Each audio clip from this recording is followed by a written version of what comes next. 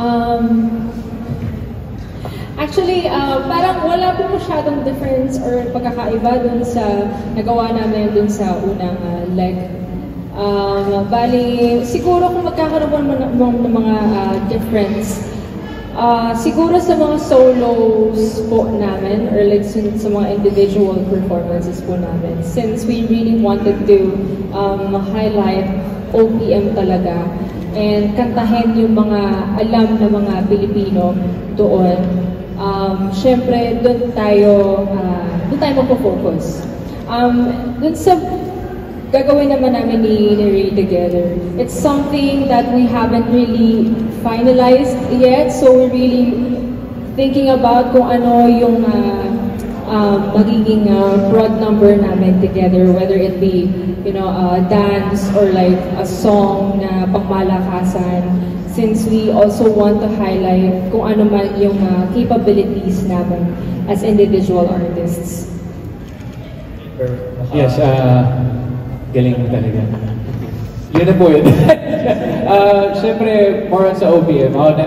Never kasi akong parang nag-abroad and parang naging isa sa mga material ko yung mga OPM songs. But this time, gusto ko naman mag-lean towards sa mga OPM songs na talagang alam din ng mga global Pinoys. And siguro para may iba naman, sasayaw naman ako para bago.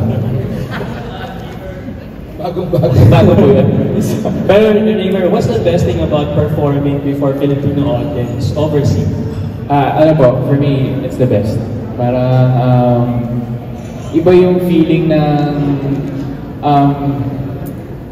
yung parang inaabangan na nila kung ano yung gagawin mo kahit hindi mo pa ginagawa.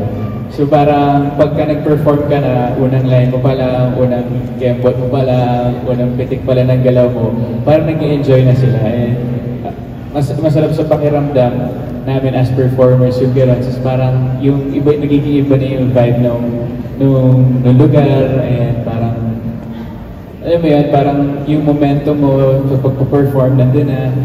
Then, biglang di mo na namamalayan, nandun ka na sa crowd, kasama mo na sila. So, parang sabik sila. Sobra. Well, ganoon naman kasi yung mga Pilipino eh. Talagang kapag nagbigay tayo ng suporta sa bawat isa, wagas eh. Makikita mo talaga yung pagka-genuine ng mga Pinoy, yung pagmamahal na binibigay sa bawat isa. Kaya thankful kami na, thankful ako na lagi pa rin ako nakasama sa mga ganitong tour. So, thank you, Sparkle. Julie, same question. So, performing for Philippines abroad? Oh, well, the best thing about it is doing what I love in front of an audience or in front of many people. Because ever since kasi bata pa lang talaga ako, gusto ko nang kumanta, gusto ko nang perform. I've always been passionate about it. I've always been passionate about my craft. So, siguro tama nga yung tama yung sinabi ni Ray na nag-iiba talaga yung energy kapag nagpo-perform ka na sa harap ng maraming tao, or especially sa harap ng ating mga global Pinoys.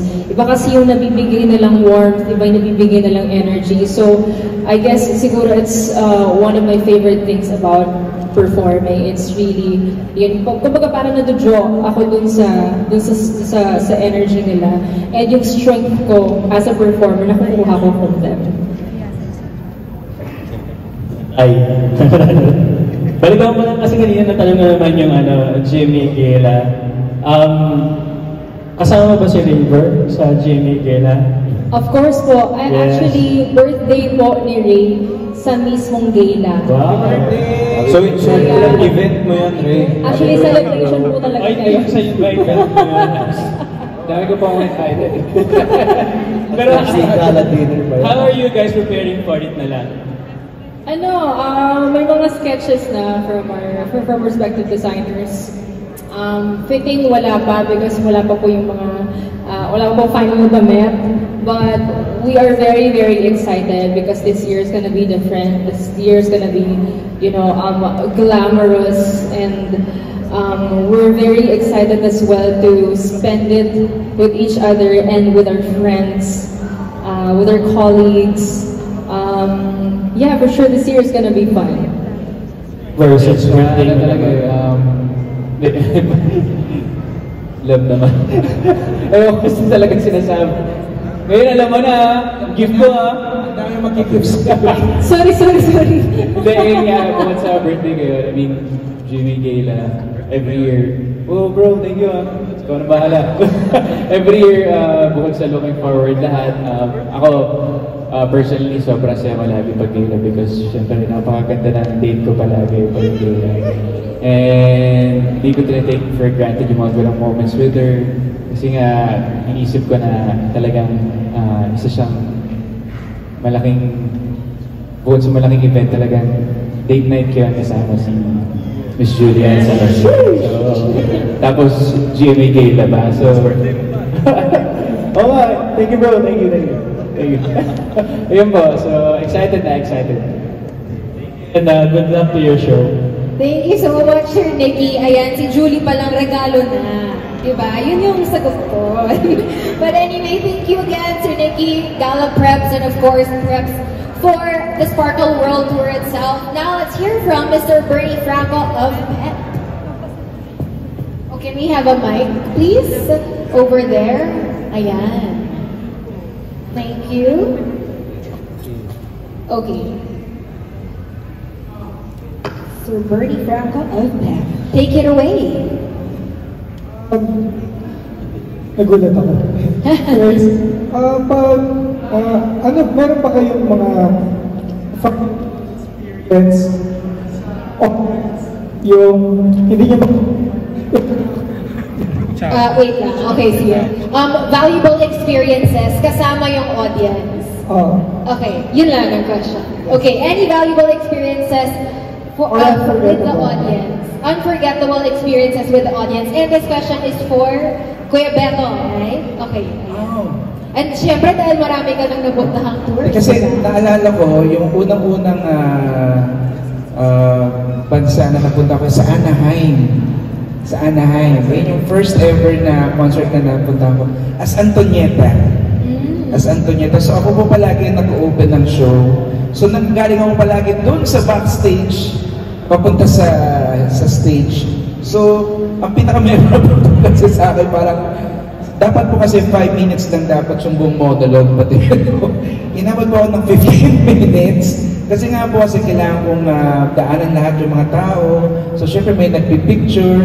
So, hindi po pwede sabihin na parang mamaya na ho kasi 5 minutes lang po yung monologue ko.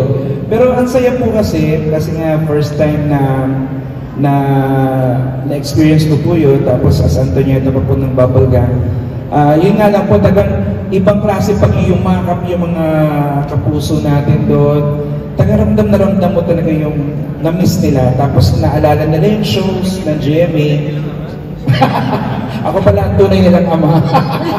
Pero ng Antonieta. Pero yun yung isa po sa tapos pag sinabi nila na napapanood namin yung show mo, iba yung feeling na parang, wow, kahit na nasa ibang bansa, alam nila yung shows ng GMA. No, it's true, Ken. Totoo yun. Talagang totoo yun, Ken. Alam nila yung mga shows natin. So, kaya nakaka-proud po as kapuso na parang nasa-appreciate nila yung ginagawa. So parang, wow, thank you po, thank you Lord, thank you GMA. Beto na pwede malapit sa'yo, telling you na you make them laugh kasi diba, when you are abroad, yung pagiging malungkot kasi medyo mas mabigat sa kanila.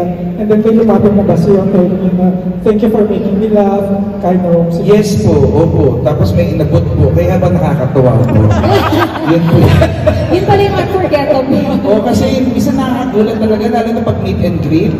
Talagang, wow, talaga po. So magandang tanungin, Betong, magkano yung mga nauuwi mo? Well, dapat ikaw ang tanongin ko. Hindi ako kasi, ito guys, talaga, ito totoo talaga to. Ano lang po to, parang trivia lang. Sobrang happy po kami kay Alden kasi nung time ay naalala ko, meet and after kasi each show, palagi may meet and greet, tapos picture. So, that time, parang mga magtutuars na po yung meet and greet. Sagang gutom na po kami. Eh si Alden po, grabe po yung pagmamahal ng mga fans kay Alden. Nakaipon po siya ng 2 balikbayan box po. Sa dami na nagbigay sa kanya. Tapos kami, ay isang sobra. So sabi namin, Alden, parang may chocolate na nagbigay sa'yo. So sabi na, Alden, baka pwede makahingi naman. Tapos si Sam naman, pati si Mama Ten, inabutan kami ng chocolate. Wow! The best chocolate ever I've tasted in my whole life. Unforgettable chocolate. Oo, tagang Alden, we're expecting more chocolates. Kaya sumama ka sa Alden. Oo, alam mo na ha. PM is the... Ayan, din naman pinatay tuloy yung poster. Parang i-edit ka na sa poster. Miss Joy, ikaw na bahala. Kung nag-approve. Thank you, Lord! Talagang sa media ka nung po binagsak Yung po talaga unforgettable po. Iba po talaga magmahal ng mga Pinoys po abroad. Sobrang generous nila na magugulat ka na lang. Parang isa matatanong mo, do I deserve this? But yes, you deserve it. Yes. Anyway, may isa pang tanong si Sir Bernie. Base doon sa event, ano yung feeling na nakaka-receive ka ng gifts from fans abroad kumpara dito sa gifts dito sa... Opo, same din naman po kasi syempre yung gift kasi the very essence of that gesture is syempre inisip nila yun, binayaran nila yun, pinalot nila ng maganda, binigay sa'yo, pinunta sila sa event. So that, hindi lang siya yung actual thing na matatanggap mo. It's really more of the process of, making that. So, kahit here in abroad po, same naman yung appreciation. And nakakatuwa kasi parang, di ba, sa sobrang pagmamahal ng mga supporters namin sa amin, doon nila ipinapakita through supporting our shows abroad and giving us gifts. So, just like them to know that it's very well appreciated. It doesn't matter kung anong regalo yan, the mere that you thought of is more than enough for us, celebrities po. Thank you. Okay. Thank you so much, Sir Bernie. Ayun, so mga unforgettable moments ng Sparkle Stars natin abroad naman yung topic ng questions niya. Now, let's hear from Mr. Ruel Mendoza of Pangmasa. Yeah, thank you, Ray. Congratulations, Sparkle, for this world tour. At sana nga hindi lang US at Canada at Japan. Europe naman susunod, di ba? Africa, iwan. Europe po, okay na. Ayun. And, okay, a question ko para sa pinaka-experience sa performer dyan sa group na yan, si Yorme. Ayun talaga. Hindi, kasi before, di ba, nag-show ka na rin abroad? Yes. Di ba? Nung 90s pa yun. 90s. Di ba? Iba yung bayaran noon nung 90s. At the height mas malaki ngayon. At the height of artists having concerts all over the world, particularly Japan. Ayun, madalas ka sa Japan no? And ito nga, kumusta naman working, especially rehearsals, kasama tong mga Sparkle artists? Ano yung mga, may mga bloopers ka ba kasama nila? Or nakasabay ka naman sa kanila? Well, it's like a bicycle, learning how to bike. Madali mong ma-adapt yung bagong lumang environment mo. Like working with colleagues, artists, performer. Siyempre, ang challenge lang to catch up with yung antenna. Medyo yung disparity or the gap, the age gap between the mindset of yesterday and today. But I'm very happy kasi nakakasabay naman ako ng konti doon sa mga hirit nila. Especially with Betong, I've worked with him for almost a year, every single day. Si Betong ang pinakamatanda ko rito, at siya po pinaka-more experience. But yung experience having a show abroad, in line with I think you're from PEP, no? Yung kanina.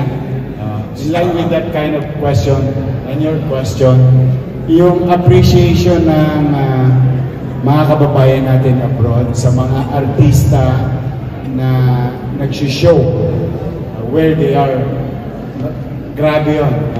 Overwhelming yun sa bilang isang artists. In fact, they go out of their way. If they know your hotel, they'll send something there in the hotel. Kung di ka na nakita sa after the show or the meet and greet, kasi yun yung masarap na portion ng show eh. After the show, meet and greet ka sa mga kababayan natin, try to relate, put a smile in their faces. Siyempre, but you cannot accommodate everyone. So minsan talaga pinadadala sa hotel. So kami naman, I for one, siyempre masaya-masaya ako noon na na-appreciate din yung effort ng mga Philippine artists going out of their way to entertain, give joy, at maramdaman ng mga kababayan natin sa abroad na at home sila. At with this, especially with GMA7 Kapuso, na maiparamdam sa kanila na, oy, love namin kayo, we appreciate your support. So ako, I'm excited to be in the tour and more tours hopefully, and I do believe, like what Alden said, sabi nga niya, Europe naman, Europe. Anywhere we will go, we'll be happy to be of service to our fellow Filipino people or Filipinos abroad. Kasama ba sa kakantahin mo, Yorme, yung Achy Breaky Heart? Oo. Yung Achy Breaky Heart, ang iyong signature song. Andyan nga si Tito lang eh. Iniisip ko yun, tatay, Slip Away and Achy Breaky Heart. But I think with what Raver said kanina, more on Filipino songs, ang inanda ng Sparkles and the group. So we'll see. We'll cross the bridge when we get there, but we will do our best in our own little way to make it a memorable night or day with our kababayan, mga kapuso sa abroad. Ayun, thank you, Yorme. Tanungin ko naman itong mga Sparkle artists. Kumusta naman si Yorme sa rehearsal ninyo? Okay, start natin kayo. Beto, kumusta naman sa inyo? Wala pa naman po kami talagang actual rehearsals po, pero meron nagsa-start ng tanongin kung ano yung mga pwedeng kantahin. So, although sa akin nga po, hindi namin kasama sa Yorme sa Japan, pero malay mo, masama tayong dalawa sa Canada. Andiyan naman si Joy. So, yun po, pero ngayon po nagsisimula na pong magtanong ko ano yung mga songs po. And then sigurado po, marami na pong mga kanya-kanyang solo performances din ng bawat isa. And then yung masaya doon, yung opening, yun yung opening pati closing na kung saan sama-sama lahat yung mga artists looking forward po. Pero nagsisimula na pong iayusin po yung mga schedule for rehearsals po. And mga ano pa ba, mga choreography. Ay, wow, look at that word, choreography. Mga mind-boggling and adrenaline pumping. May magic ba dito? Magic show ba ito? Opo, may puppet show. Raver, may ano masabi ko kay Yorme? Well, ako, masasabi ko lang kasi humble lang si Yorme, pero sa totoo naman talaga, siya talaga yung si Yorme talaga experience sa amin. And wala bang ang rehearsals, pero kagaya nung kanta namin kanina, isa ako doon sa nakasama kay Labeto. Ang saya ng feeling, like, nag-enjoy lang kaming tatlo doon, and for sure, ganun yung mangyayari sa abroad. Patikim. So excited na mag-start yung talaga mga hardcore rehearsals namin. Ikaw naman, Ken? Kumusta kasama si Yorme sa tour? Nakikinig ka ba? Actually, first time ko lang makakasama si Yorme sa tour ko sa stage.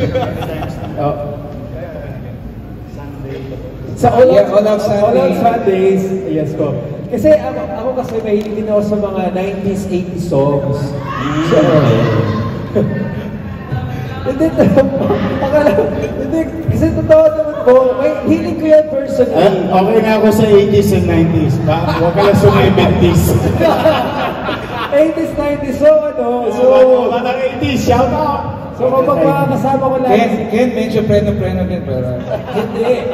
Kapag lagi ko nakakasama si Yorme sa stage pag magpa-perform, yun lagi yung mga tugtugan namin. Kaya nag-i-enjoy po ako kapag si Yorme kasama ko sa stage. Oo, nakaka-relatable siya, di ba?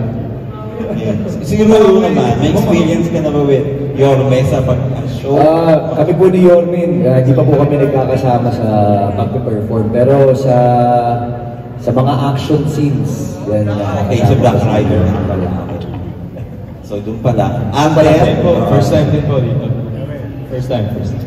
Ayun, so. Girls, kayo naman, may experience ba kayo with Yorme? Ako po, yung yung up close po na makakasama ko po si Yorme sa stage, parang wala pa po. Pero I remember one time nag-guest po siya sa All Out Sundays and nagsayaw po si Yorme. Wala, grabe, talaga, like, Lodi talaga. Gusto naman. Ultimate Lodi. Yeah, excited po kami mag-perform with Yorme. Ayun, Bianca? Ako po, nakasama ko po si Yorme sa Gedli. I had such a great experience with Yorme kasi actually lagi ko siyang pinapanood lang. Nung nalaman ko po na ako po ay makakasama sa kanya sa Gedli, medyo kinabahan ako because syempre Yorme is Yorme. And ayaw mong mapahiya sa kanya. So I really did my research and when I was with him, literal po talaga na napakarami kong natutunan. Ako po, as someone who loves reading a lot of books, kapag po kasama niyo si Yorme, isa siyang libro talaga. Wala po kayong ibang marinig sa kanya. Oo ganun talaga si Yorme. He is very wisdomful and he will really take care of you and include everyone around him as his equal. At yun po yung natutunan ko sa kanya. Hindi na siya libro, backbook din siya. Yeah. Jillian, may experience ka ba with Yorme sa mga shows? Meron po sa GMA Christmas Party, opo. And actually po noong una talaga sobrang nahihiya po ako sa'yo and na-intimidate po ako. Pero nung nakakasama ko na po si Yorme, na-discover ko po na astig po pala siya. Isa po siyang cool dad. So, na-excited po ako na makasama po sila sa Sparkle Tour kasi feeling ko po ang dami ko pong matututunan. Thank you and congratulations. Good luck sa mga shows ninyo. Thank you for your words. Thank you so much, Well, now let's hear it from Jimpy and our contact of Reby Manila. Hello. Good afternoon po. Ang question ko ay for Jillian and Ken. Bago yung totoo kong tanong, Jillian, i-explain ang beauty product.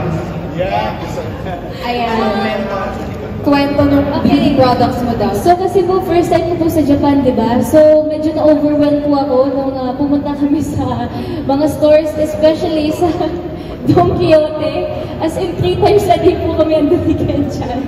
Tapos parang binili ko na po yung buong Don Quixote. Kasi ang cute po ng mga products nila doon. And napuno ko po yung mga maleta ko. So na problema po kami. To the point na nag-offer na po si Ken-chan na sa maleta niya na lang daw po. So ayun. So, ngayon pong tour na to, yung isang muleta niya, sa akin na daw po. Thank you so much. You're welcome. Next time ulit.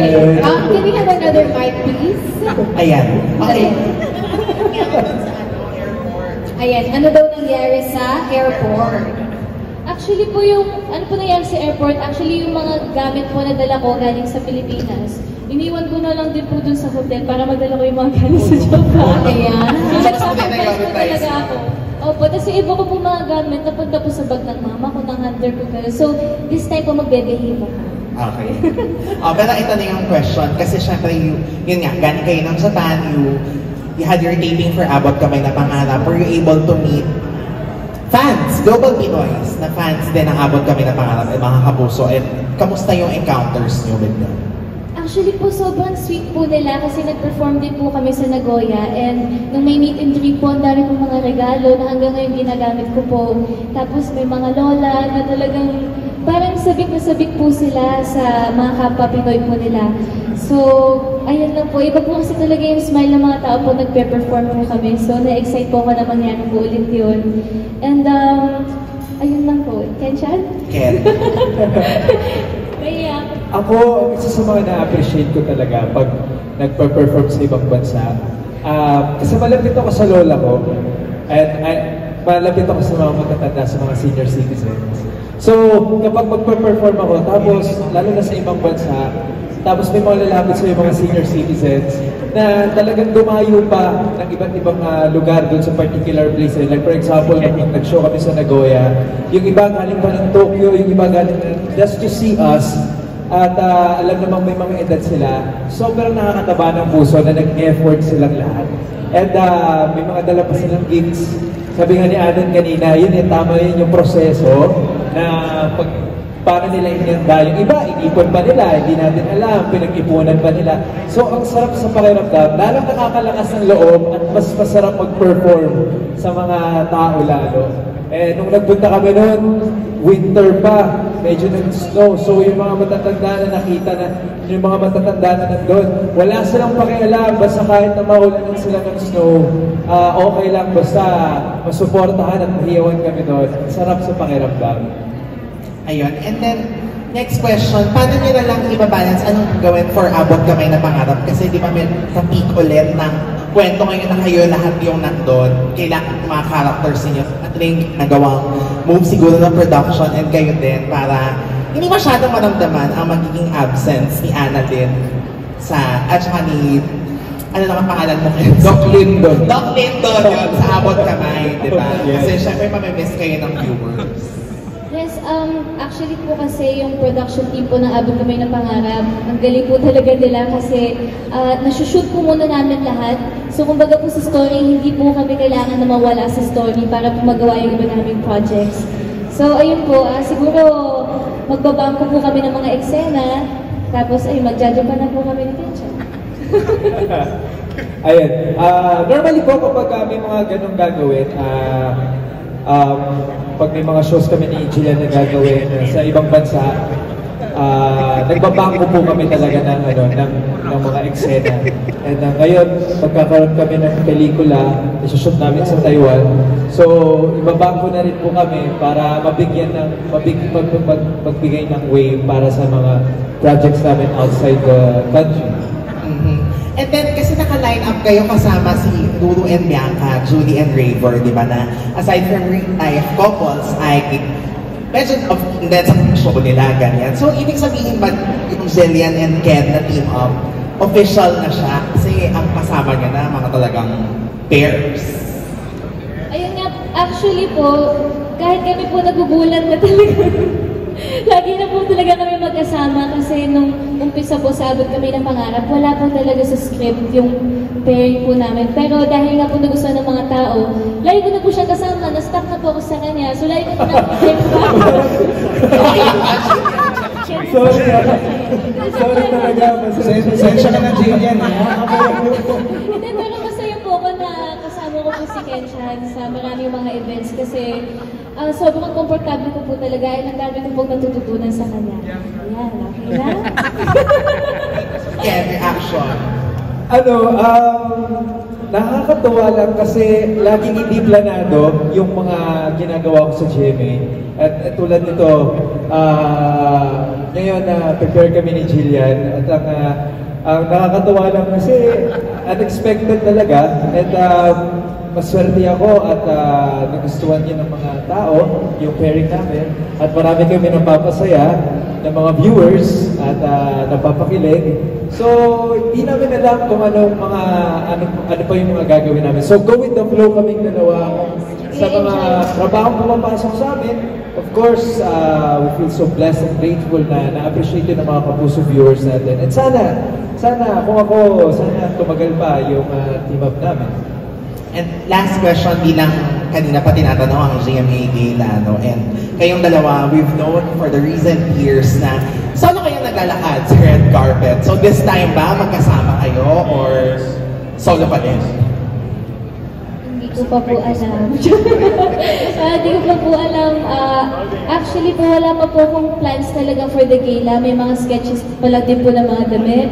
Pero yung mismong plans po, like kung may ka-date po ba, ano sasuotin po ba, nang wala po po. So, ayun. Nangaasan po sila sa stage.